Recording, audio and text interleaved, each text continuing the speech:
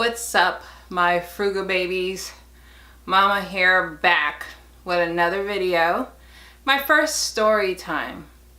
If you are a returning subscriber, hey, appreciate you guys, your love, support, comments, and everything. Much appreciated. If you're new to my channel, hey, how are you? Thank you for stopping by. Do me a favor, hit that subscribe button and then hit that bell on the side so you're notified of all things flawed, frugal, and fabulous. Also, follow me on my social media. Everything's in the description box.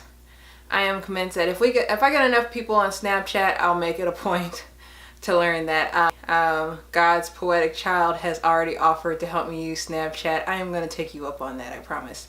So anyways, this story time is about the time I went to jail. If you are curious about how that happened, you know, all the things I say, and I'm not fit for jail and stuff like that, yeah. If you're curious, you know, just stick around and I'll let you know how that happened.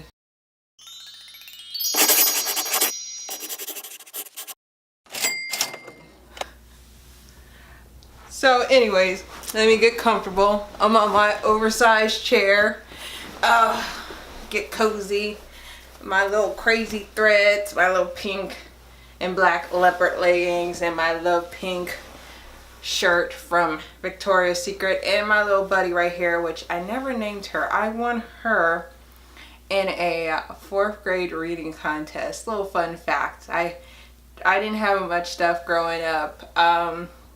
You know, a lot of stuff was stolen and things like that. So I didn't have a lot of stuff from my earlier years of childhood. So I made it a point at a very young age to try to hang on to everything I had as much as possible, which unfortunately due to people like family members, you know, taking stuff, you know, and helping themselves with this and moving and stuff and whatever, stuff just magically walking away. Wasn't able to hang on to everything, but I hung on to most. So a little fun fact.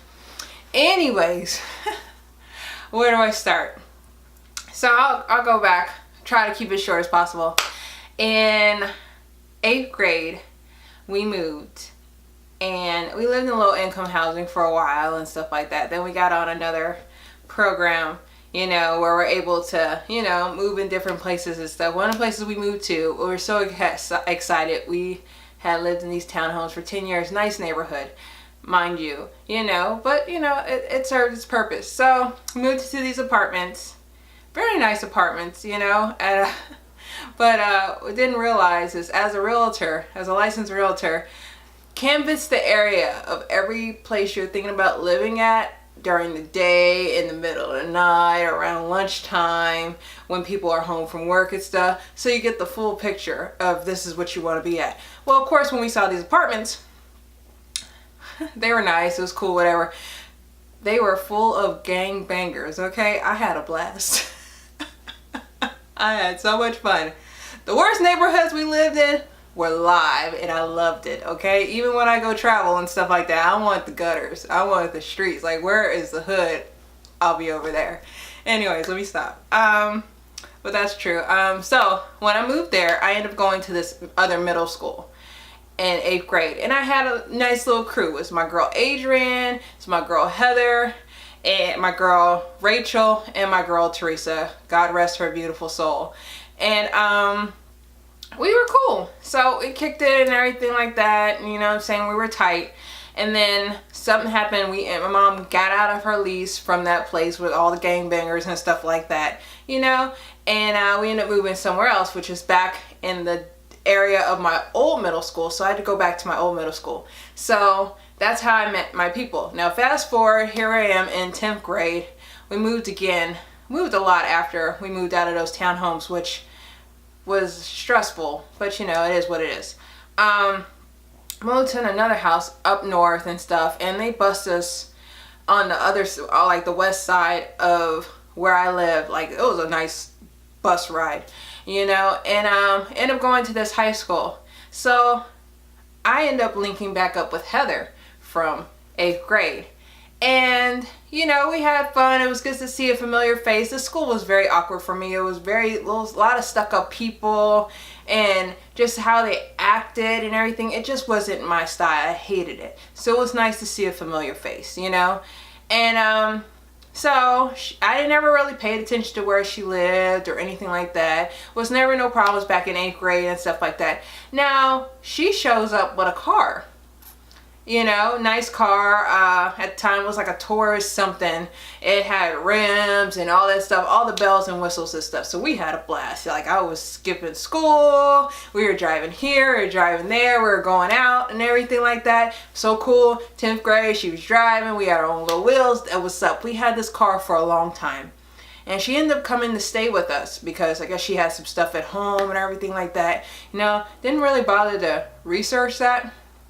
So while we're out and stuff, partying and hanging out and stuff like that, you know, things have changed. Heather had gotten a little fresh.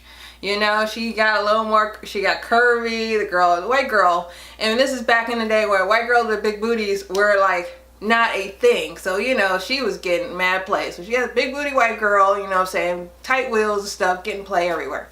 So, and she was a little fresh, you know, so, but it was fun. We had good times. We had good times. So, anyways. So we're out and about. I hooked up with our friend LaDon. I've known him for years and everything. Brother named Sydney. Brother named Antron and Mondo and stuff. That they were like my brothers. Their mom was like my mom or aunt, whatever we felt like calling each other at the time, you know. And, we're out with LaDon, and this guy in like Cutlass Supreme it's middle of the night, mind you, like 2, 3 o'clock in the morning. He like honks the horn and he's like pointing fingers at us and stuff. So we take off. We're going through lights and we're trying to figure out what's going on, and we finally shook him. So we just chalked it up as some crazy guy. So here we are. We didn't have this car for a while. I didn't found myself trying to drive it, not knowing I'm still controlling my feet. My feet are still heavy. So I ended up running over something and snapping the gas line. So this car has been in we didn't have this car for a massive amount of time. We didn't put it in the shop, got it out the shop, and driving it some more. So we linked up with these guys. You know, we're always with the guys. So Heather was a healthy heterosexual. Don't get me wrong, I like the fellas too, but I just was not there yet. So we linked up with these guys, army guys, and they're like, yeah, let's hang out and stuff like that. And I guess his friend was interested in me or whatever. We're supposed to go there, watch movies. We went in his room, and barracks room, and a friend was like, hey, come down here and you know, watch the movie, or help me pick out a movie or something like that. I'm young, ditzy, whatever. I'm like, do. All right, whatever. He proceeds to be all over me, kiss me and stuff. His milk, his breath tasted like milk. I didn't find him attractive. It was not. I didn't even know what to do with all that. So when he found out I was whatever, wasn't gonna give it up and stuff, he turned like a-hole like that, which is fine. So I went back upstairs, and the side doors to the barracks, he was on the top floor, very top floor, 3rd floor, was unlocked. So there's this guy next to me, like behind me. I didn't think nothing of it. I was just like, dang it, this thing's locked. And I'm like, do you have the key? Can you open this? Didn't think nothing of it. He follows me into this room where my friend is. And I don't know where the other guy is. And she's there, and then she looks like she saw a ghost. The guy then followed me into the room, and I'm like, what's going on? She calls me in the bathroom. She's like, that guy is trying to kill me. He's crazy, blah, blah, blah, blah, blah. And I'm like, oh my gosh, we got to get out of here. So we go out the bathroom. He's gone. So we go down the stairs. He's like blocking our way down the stairs. So I'm like, yo, move the heck out. Come on, Heather, let's go. Like, move. All of a sudden, MPs are everywhere. You know, there's people yelling and pointing fingers and stuff. There's MP car from over here, MP car from over here. And I'm like, yo, what is going on? The dude that tried to come on to me was in like a windbreaker suit and everything. And it was like, what in the world? So we're put in this room. And this black guy comes in like, oh, I don't know who she is, talk about me. He said, but I know who that is. And that's my friend Heather, like this, like her head down like this. Come to find out, the white guy that was behind me that followed me into the room, they had something going on, and she decides to grab his keys. After they do, grab his keys and dip out. So his car has been stolen. She stole this guy's car. We didn't had it for a long time. And I had no idea. And the black guy that was like, oh, I know her. That guy, the Cutlass Supreme that was chasing us at 3, 4 o'clock in the morning, that was him. So it's all coming together now. And we're in the car. We're in the back of the MP vehicle. It was like a Jeep Cherokee. She's handcuffed. I don't think I was. And I'm just like, you better not implicate me in none of this stuff. Like, I had nothing to do with this. I cannot believe you. And I was going off and they're yelling at me like, the car is wired. Shut up. Don't say nothing. And I started to be like, well, if the car is wired, why can't we talk? But thank you. That ain't nothing but Jesus. Some said, just shut up. Okay. So I'm sitting there. She's like, I'm sorry. You know, whatever. So they throw us in the back of a cop car. We call it, since we're civilians, they call it the civilian police on the base to get us. And they're going through my stuff. Like, my stuff is in this car and stuff. I had, like, you know, the little big old giant binders of CDs. They're going through my CDs and I'm going crazy because that's not their stuff. But they're just helping themselves to our stuff because it's in their car. So I'm going bananas. The cop was like, do you want me to make you need to calm down and stuff like that. And I was just like, I cannot believe it. So the guy was like, you know, she had nothing to do with this. The guy that the car was stolen, that we were riding around in for like forever, she had nothing to do with this. I'll back it up. Heather ran away from a group home. So there was already something out there for her. So the guy was like, she has nothing to do with this. I'll take her home, whatever. He said, nah, I'm make sure she's not a runaway too and stuff. I'll take her. And I'm just like, oh my gosh, I'm not a runaway and stuff. But then now that I think about it as an adult, me going off with that guy might not have been a good thing. You know what I mean? I may not have gotten home or whatever the heck. Who knows, you know? So that was good. So my friend is handcuffed. I'm not. We're getting off. We're going to the police station and everything like that. I get put in a cell. She gets put in a cell. She's banging her head on the wall, like I guess her way of communicating with me and stuff like that, you know. And we're trying to communicate with each other and stuff like that. Luckily, I think it was before the weekend. So my mom, they got in touch with my mom. She came and got me, and you know, the cop was like, I don't think you're innocent in all this, in my opinion, blah blah blah blah blah blah blah. And I'm just like, dude, whatever. Okay, like, I had nothing to do with this, for real though. You know, joyride in a car. It was a kid. I had keys, and we had stuff to go. We had like friends that had like money from their parents and stuff. We were cool.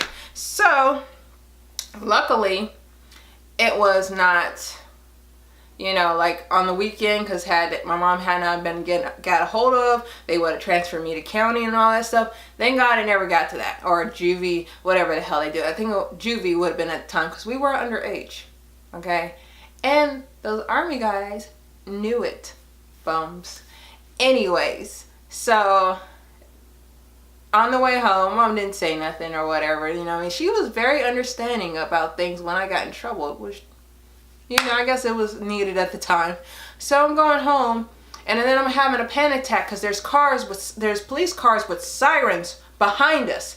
And I'm just like, oh my gosh, they're coming to get me. They found out something, or they implicated me in something, and they're taking me to jail. It's done. And then they speed past us, and they go down the street to where our street was, which is blocked off. We had to end up parking on the other street and walking down the hill to our house because there was a murder further down where we lived. But I'll save that for another time. So anyways, that was my little time, you know, a little joyride, a little kicking it with friends, partying, a little time in jail.